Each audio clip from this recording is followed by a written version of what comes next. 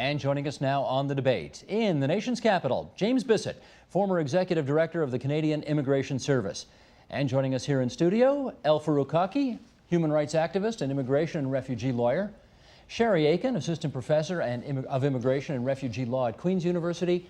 And Daniel Stoffman, author of Who Gets In? What's Wrong with Canada's Immigration Program and How to Fix It. And as I welcome all of you both here in Toronto and in Ottawa to the program tonight, I want to do two things just before we start our discussion. The first thing is our good friend David Irwin, who does some of the wonderful work on our website, has prepared an interactive map which I invite our viewers to check out after the program is over. And you can just see, let's focus in on the province of Ontario here. You can take a look down at the bottom there and see that in the year 2002, 134,000 people more than immigrated to Ontario, which was 58.3% of the total to Canada. Big number. If you go a little later, 5 years later, Ontario takes in more than 110,000 immigrants, but that's only 47%. See at the top of that chart? 47% of total immigration. We are, I guess, a less desirable place, but still getting almost half of all immigrants. And we would invite people after the broadcast to go to this map and see the most desirable or perhaps least desirable places in the province and in the country where people can go. Okay, that's number one. Number two, James Bissett recently wrote a piece in the Ottawa Citizen, and I want to quote a little piece of that, and then we're going to come back and talk. Either our political leaders, he writes, do not know that Canada is facing an immigration crisis, or they care more about gaining a few more so-called ethnic voters than they do about telling the truth about immigration. So James Bissett, to you first, continue that thought. What is the truth, as you call it, about immigration that's not being told in this election? Well, there's quite a number of truths that are not being told, but I think the primary one is that we've been led to believe, that is, Canadians have, by our politicians and to some extent by the media, that Canada desperately needs large-scale immigration for the economy, to enhance the labor force, and to counteract the aging of our population. How would you define large-scale? Well, 250,000 a year. And that's too many, you think?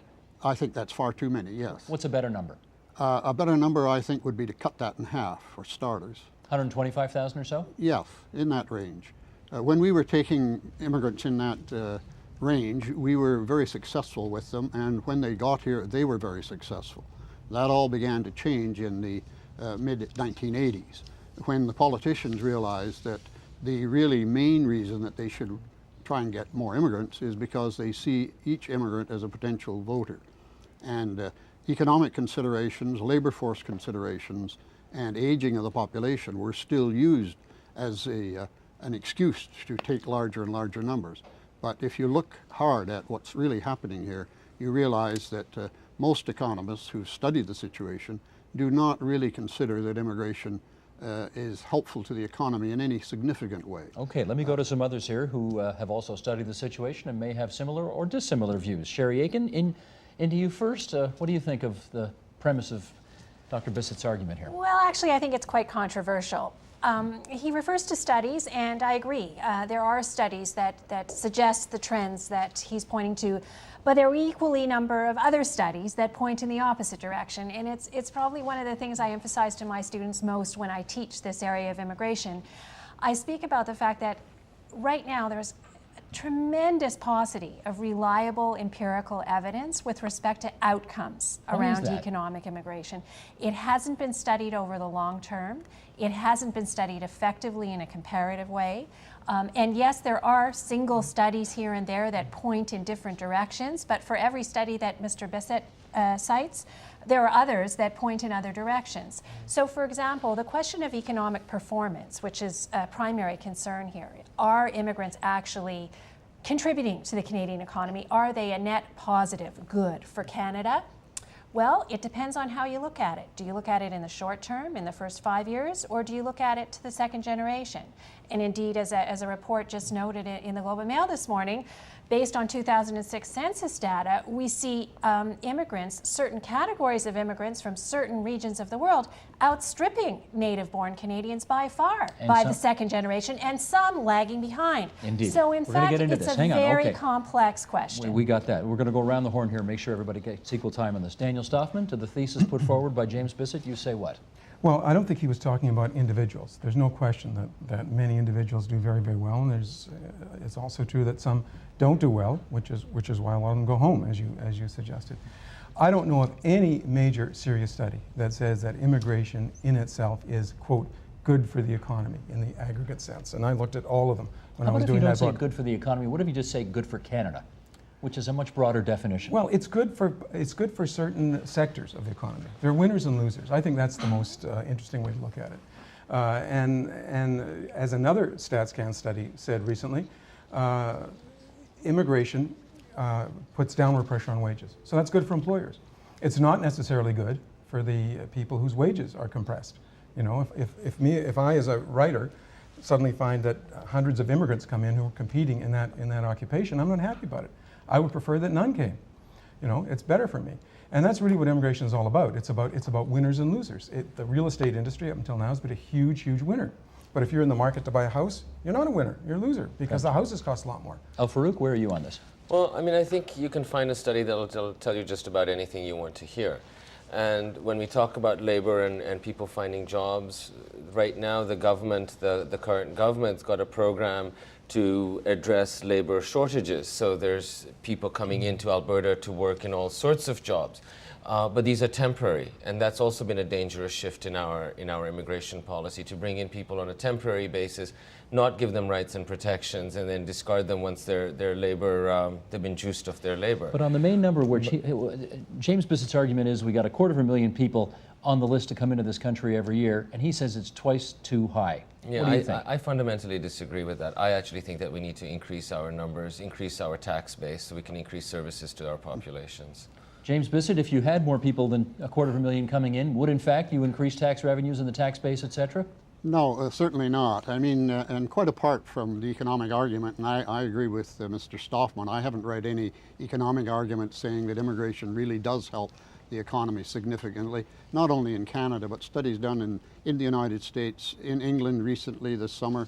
The House of Lords said, you know, that there was no help at all to the British economy by their immigration flow. But quite apart from that, my concern is also that we're taking too many. We have almost 1 million people now waiting in the backlog who by law we must admit. That's 1 million people. In addition to that, all of the three political parties want us to increase immigration levels. Now look, we're on the verge, I should say, of a possible economic downturn worldwide, if not an economic collapse. And where are these people going to get jobs? As Mr. Stoffman has pointed out in his book, the baby boomers that are leaving the labor force are being replaced by the echo boomers, their children. And there are 6.5 million of them who are now beginning to enter the labor force. We simply don't have the jobs for those kinds of numbers. Sharon, I think, okay, let's go around here on this. If I may, for me, we're asking the wrong question. It's not so much how many immigrants should we be taking in every year, but how many can we take in and do a proper job with? And I think one of the biggest problems right now in terms of economic measures being utilized is the fact that we take in more immigrants than we are able to provide adequate support for. That's a problem. In other words, the immigration program itself is dramatically underfunded.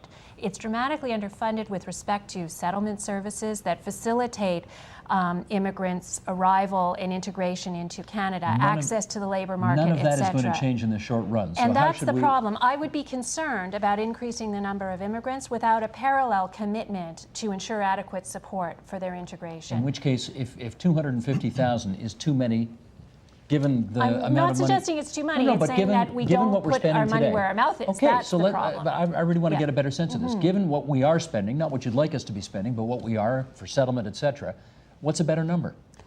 Well, I don't have a magic number for you, but I would say that what we should be doing is not skewing the immigration program too far into the economic stream. In other words, the immigration program as a whole should be balanced. It should be a mix of economic immigrants, family class immigrants, refugees and other humanitarian class immigrants. That's very important. We need to think beyond just economic units and immigration. Daniel, I think one of the things that makes this interesting is that there are precious few issues in this country that politicians from all the different political parties agree on, but this kind of is one of them. They all agree we ought to be up around 250,000 new immigrants every year. Even the Conservative Party agrees with that. They're actually at 265. That's where they'd like us to be. Why, if you think this is so obviously a bad thing to do, is there such a political consensus to, in fact, do this? Well, I think that it has become entrenched. It's almost a religion in this country that we need huge amounts of immigrants. It's a good question, and it's very hard to answer because it wasn't like that before. As recently as the last Trudeau government, immigration by that government was cut by 25% because we were in a situation, as we may be heading into now, as James Bissett mentioned, of an economic downturn. He cut it by 25%. Let's be clear. He did that in the last year of his government, right? 1984, something like that. And that was you saw what happened to him at the polls the next time out? Well, it had nothing to do with immigration. It wasn't even an issue at the time. It was just something you did. If the economy is heading down, you don't increase the numbers, you reduce them. It was just good administration. Now the parties, there's a number of reasons. One, it's a sensitive issue and they don't want to get into it and get people annoyed at them. The other one is that the Liberals in particular have targeted certain ridings where there's a high percentage of ethnic voters. And they felt that promoting a very open immigration program was a way to appeal to them. The Conservatives are now trying to do the same thing, and the NDP also wants to. So they all think that that's advantageous politically, and they don't see any downside because the rest of the population that's not connected to it isn't likely to decide their vote on the basis of immigration policy than whereas the economy or leadership or any number of other issues. El-Farouq, you're not a stranger to politics. Why are all the parties agreed on this if so many others say this is just not the right thing to do? Well, I think some parties are paying more lip service than anything else. When you talk about the Conservatives, they're not going to rock the boat because there are increasing number of new Canadian communities that are voting for the Conservatives. I think partially because of the family values appeal campaign that the Conservatives launched back in 2006 with immigrant voters. But the numbers that are provided to us by the Ministry of Immigration under the Conservatives have reformulated how they count numbers. And they're in their immigration numbers in the 265,000 that you're talking about, they're also including all these temporary workers. They're not talking about permanent immigrants who are coming into the country. They're talking about foreign students who are here temporarily, and they're talking about these migrant workers that are being brought in. That's all part of the 265. That's all part of the 265. So actually, certain numbers have decreased. And when we're talking about problems, we're talking about, as Sherry said, about a dramatic underfunding of immigration and settlement programs over decades, which leaves people without the tools to integrate properly into Canadian society once they get here. Let me go to Ottawa for a comment on that. Go ahead, James Bissett. Well, two comments. One, the 265,000 does not include the temporary workers and the others. If you look at the figures of last year, or sorry, we don't have last year's figures in, but 2006, we've taken in, again, about 150,000 temporary workers. They're not included. We have a backlog now of 62,000 asylum seekers at the Refugee Board. They're not included in the figures. So if you include them in the figures, last 2006, we probably took about 400,000 people in. But another thing I'd like to mention, and Sherry has addressed this, that that a lot of people believe that most of the immigrants coming here have been selected because they have skills, trades, or education that our labor force needs. But that is a fiction. In 2006, 17% of the economic class of immigrants those were the numbers that were selected on the basis of their skills and training. All of the others came in because they had family here to sponsor them. They were refugees or claiming to be refugees or for humanitarian reasons. So we're not bringing in immigrants who are really equipped to really make a contribution here. Sherry says we're not giving them enough help. We are not supposed to be giving them much help. They were supposed to be selected so they could come here, get established, get a job, and contribute. Okay, let me get a counter comment from Sherry, and then I want to put a new issue up. Just, Mr. Bissett, from the government's own website, the annual report to Parliament on immigration from 2007, which uses the same data you're referring to, some 138,000 new permanent residents were selected under the economic stream, while 113,000 were selected under non-economic streams. What are you reading from, Sherry? Can I answer it's that? Actually, Let's yes, just know the source that she's reading this from the annual first. report to Parliament. Every year, the Minister of Immigration has to report to Parliament on the numbers of Okay, people and coming your in. point on that is? And my point is, well, the numbers are not quite right. But the one thing I should mention with respect to the numbers is that there's many different ways to count the people coming in. This issue never gets easy, you know? No, it's complicated because economic immigrants also take their families with them, right? In many cases, they may take a spouse or a child or children, and so they come as a unit.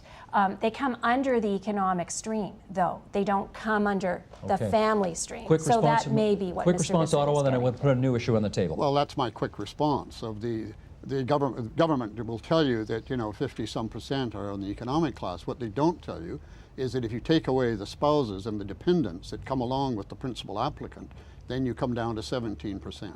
Okay. Let me gingerly and delicately put something on the table that somebody from our web community put in here. Here's somebody who went to tbo.org to post the following. And it's about racism. Once racism rears its ugly head, the discussion is over, he says. Stephen Harper knew that, and that's why he's rammed the changes through Parliament without any discussion about them. If he had allowed a national discussion to take place, it would have gone as badly for him as Bush's proposed changes to the U.S. immigration system did. Raises the question of, do Canadians care? Daniel, go to you first on this. Do Canadians care where our immigrants come from? I don't see any evidence that they do because they're not complaining about it. 60% of the immigrants come from 10 countries. Our intake is not nearly as diverse as we sometimes like to claim that it is. What are the like top 4 or 5 on that China, list of 10? China, India, Pakistan, Philippines. The U.S. is still in there. The UK is still in there, but most of them are Asian countries. So those people have been welcomed into Canada. Now, of course, there's a few racists around, but I don't think that has anything to do, for instance, with this mild reform that the current government did bring in. Okay. El Farouk, tell me, do you think Canadians care where our new immigrants come from? Yeah, I do actually. Why do you think so? Well, because we haven't eliminated racism from our society, and we still find racism all across this country. We're certainly not in an endemic crisis like some other countries might be around issues of race.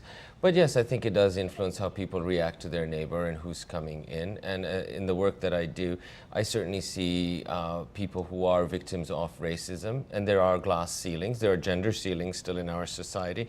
There are also ceilings based on skin color. So I think that is a factor that goes into people's reaction as to who comes here and who doesn't come here. Sherry, do we prefer immigrants who, when I say we, Canadians have been here for a couple of generations, do they prefer them from the white parts of Europe as opposed to the black parts of Africa, as it were? I think that much of the racism in the immigration program is in fact fairly covert.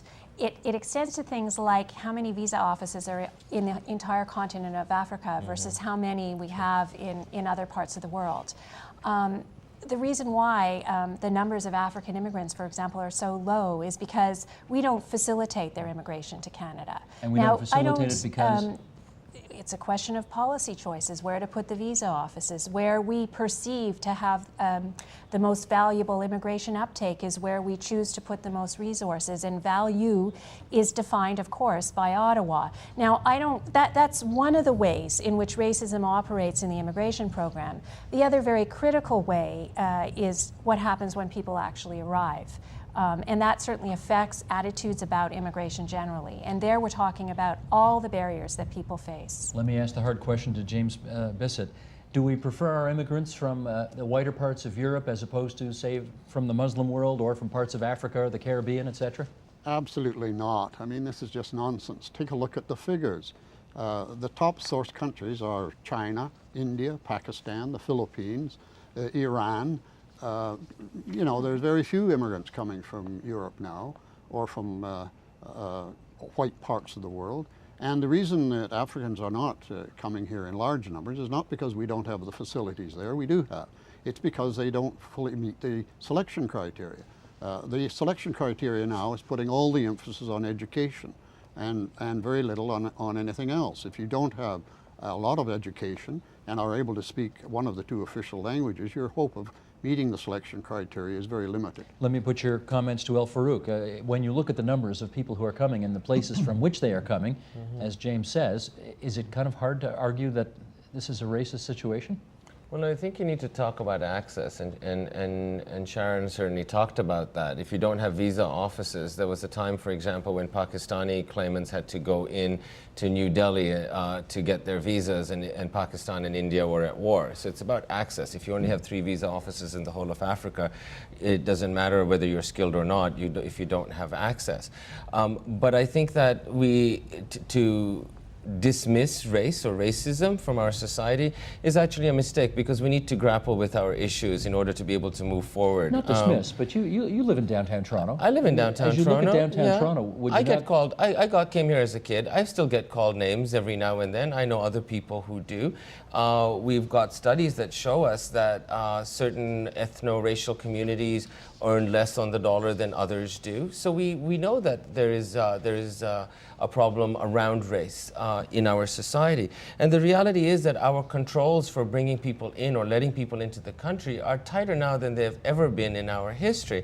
And so we've got people who came here as immigrants, or who are the descendants of immigrants, who are where there were very little or very few controls, to a place where there's increasing controls. So the people who are coming in are meeting very stringent qualifications and guidelines, including settlement money, in order to be able to come here. Sherry, you wanted to Let add? me just pick up on that point. Race and class intersect in some very unique ways when it comes to immigration. It's important for people to understand that in order to actually qualify to come to Canada as a skilled immigrant, as a single person, you have to have $10,000 of liquid cash. What does that mean for a would-be immigrant from certain countries in Africa, for example, compared to a would-be immigrant from a country with a stronger economy, say in Pakistan or India or China right now, compared to some countries in Africa? The would-be immigrant may have just as much education, speak one of English or French, and in fact, both. French quite commonly, but doesn't have the $10,000. So it's important to take a look at the whole picture. And I don't think it's fair to say, you know, that race and racism have no play, no currency in today's immigration program. They do, but they operate in a systemic fashion and in ways that are often very covert. So you have to look for it. Let's talk environment for a second. The environment's been very big in this election campaign, even if immigration has not been. Once again, we got this from our website at tvo.org. Michael, if you would, let's bring this up. Immigrants almost invariably, the writer says, magnify their carbon footprint and ecological footprint many times over when they come to Canada. Continuing to allow this sort of growth makes any efforts to reduce our emissions an absolute futile waste of time and money. Yet all the so-called leaders of our political parties want more immigration. Even Elizabeth May, in contradiction to the published policies of the Green Party regarding population growth, wants more immigration and believes that immigrants should be channeled to rural Saskatchewan and other areas that Canadians have voted with their feet as not really habitable.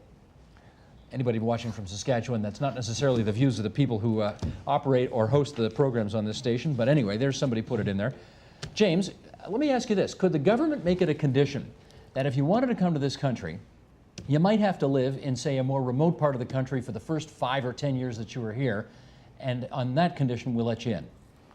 No, the government can't do that because of the Charter of Rights and Freedoms, of course, which guarantees people the right to move around. Well, So except, but there is that clause that says except, you know, except if. Well, except if, but the fact is I don't think anybody would buy into that. I don't think you get a political party who would advocate that. In some sense, it's beginning to work a little better now than it used to because of the province's role in immigration. And Manitoba is an example that have been recruiting a lot of workers that they specifically need, and the workers go to Manitoba. And that's getting a little better of a distribution on immigration. But primarily, the immigrants still go to 3 cities, Toronto, Vancouver, and Montreal. Right. Daniel, do you want to make the environmental argument here, that that's one reason to cut down on immigration numbers? Yeah, I think it makes sense. It's, that was very cogently expressed. You know, obviously, a person comes here from a place where he's not using much energy and comes to an industrialized country, he's using more. So it's a contradiction for an environmentalist to be calling for population growth. It's not immigration so much as population growth. You know, and the population growth is ending in the world. This is the crucial demographic fact of our era. But it's about 50 years away until the world population stabilizes. As far as which means that there are going to be fewer people wanting to come here because they'll have greater opportunities at home. But it's, as far as requiring people to live in places like Saskatchewan or wherever, I think that people will go there, and in fact are going there now when there's good jobs there. You know, the immigrants will go to Saskatchewan when Canadians go to Saskatchewan, and they're both going for good reason. That is true. I think for the first time in a long time, the net migration out of Saskatchewan has turned around, right? Absolutely. They're starting to get more people. Yeah. You want to make the environmental argument? I mean, you do have to Well, address it, I think. What I would say is that the environmental challenges facing all of us right now are tremendous, and it takes people to solve them. So I wouldn't look at this issue in a simplistic fashion. I don't think immigration is really the cause of the environmental problem or necessarily the panacea for it, but I certainly see some benefits to having more highly skilled people contribute their minds to solving it together. El Farouk? Well, I just find it amusing that rather than it being an indictment of our wasteful society and how we can tighten up, we blame newcomers for our wastefulness. I don't think he's blaming. I think he's just making the point. Well, you're talking about increasing the footprint, and when the email that you quoted from, for example, that people become more wasteful once they come here. Oh, and no, so I don't think that's what they were saying. Adopt the What they were saying is, of the rest of the country. go ahead, Daniel, make the argument that the guy's Well, trying to the make. people come here, they become Canadians, they live the way the rest of us do. Absolutely. And So that's a challenge for us as people who are already Canadian to actually better our ways, to set that standard rather than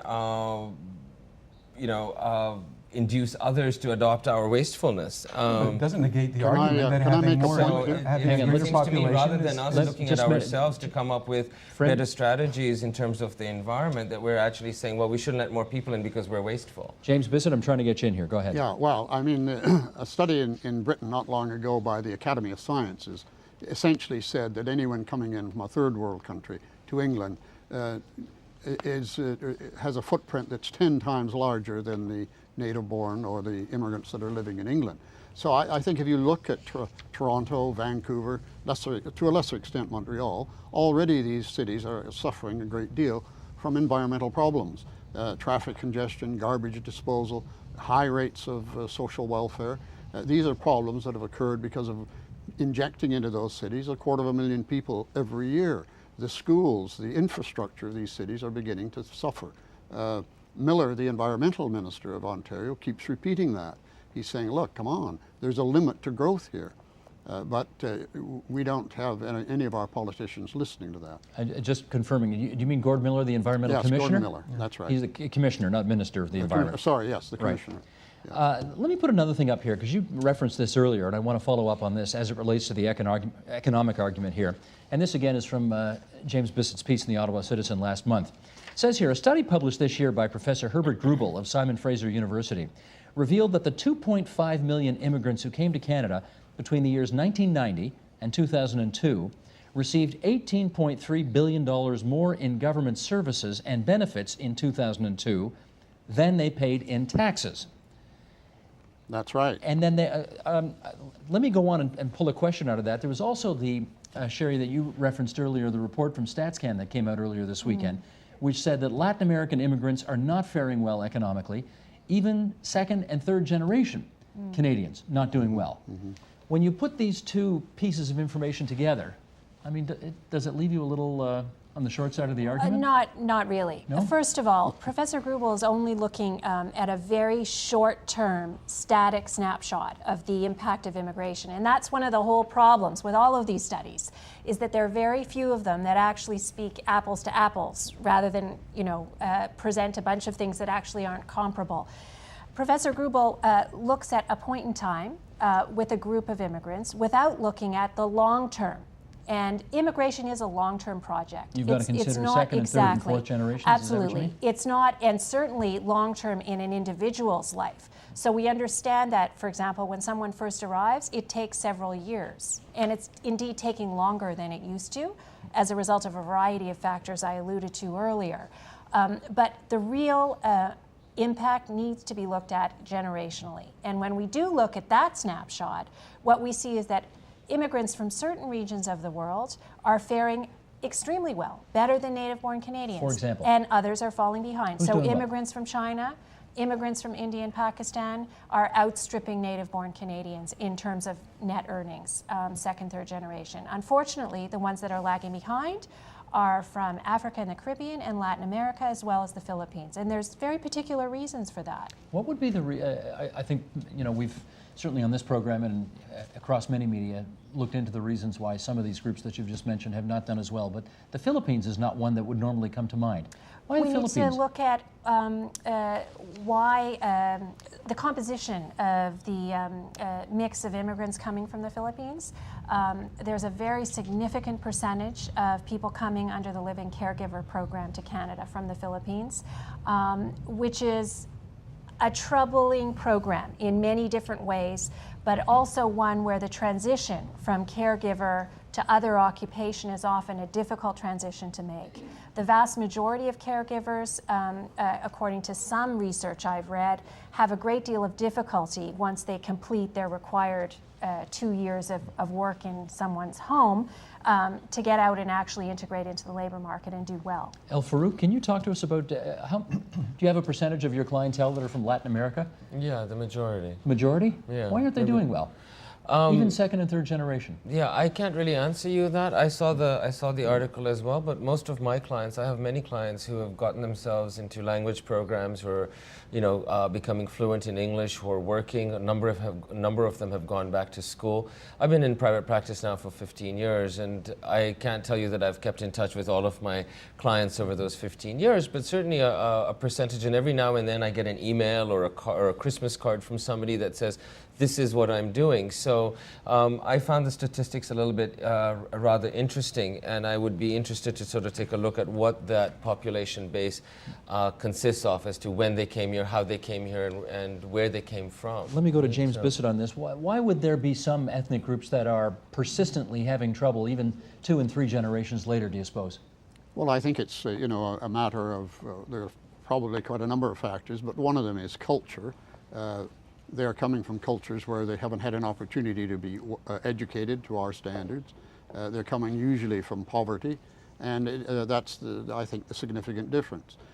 You know, I mean, it's true in a sense that StatsCan has indicated that the children of immigrants are now doing well at university and sometimes outstripping native born.